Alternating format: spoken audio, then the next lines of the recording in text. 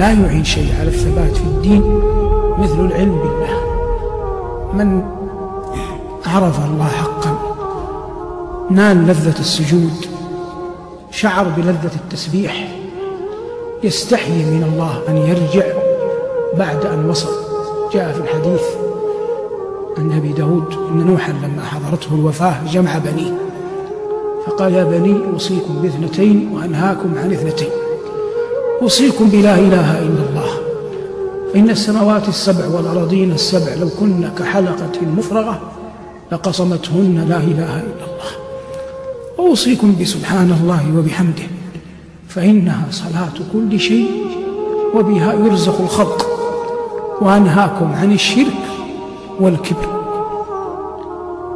لو أتيت بأي رجل عياذا بالله شرب الشراب، نال من النساء مراده، سهر في مواطن يسهر فيها أهل الفجور، ووقع منه هذا، نقول مثلا في زمن مضى، إن قدر أن هذا الرجل رزق تقوى تاب، ثم قدر، وهذا من لوازم التوبة، أن يسجد لله، فلو كان منصفا لأخبرك أنه لا لذة تعدل لذة السجود لله رب العالمين.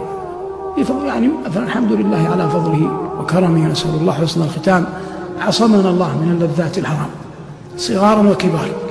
لكن مع ذلك نحن نجزم يقينا مع أن الله حفظنا كما حفظكم من اللذة الحرام، لكن نجزم أنه لا شيء يعدل لذة السجود لله جل وعلا. عز ما في الإنسان جبهته،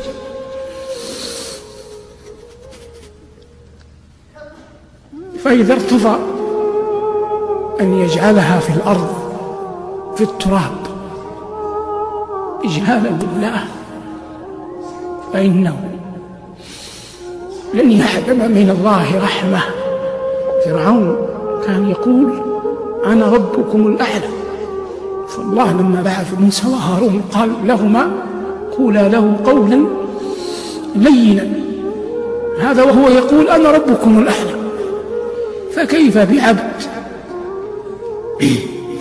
أظلم عليه الليل كأي شاب منكم واصنعها الليلة، أطفأت النور لتنام، ثم أخذت فراشك، ثم تذكرت جلال الله، ولا سبيل إلى رؤية الله، لكن هناك سبيل للقيام بين يديه، فعدت للنور وذهبت إلى مكان وتوك فتوضأ، ثم وقفت تقرأ القرآن، ثم سجدت، قسما بمن أحل القسم لا يوجد شيء في الدنيا من لذة أعظم من لذة السجود.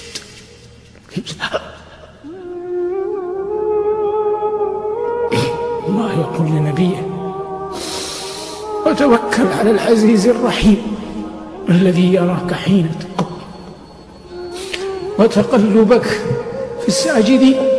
وقال ربنا: يوم يكشف عن ساق يدعون إلى السجود فلا يستطيعون، خاشعة أبصارهم ترهقهم ذلة وقد كانوا يدعون إلى السجود وهم سالمون. أنت الآن تدعى للسجود وأنت سالم، فحتى تستطيع أن تسجد يوم القيامة اسجد في هذه الدنيا اختيارا وأنت تريد وجه الله. وطوبى لعبد أنار قبره قبل أن يدخله، وأرضى الله قبل أن يلقاه، وصلى قبل أن يصلى عليه.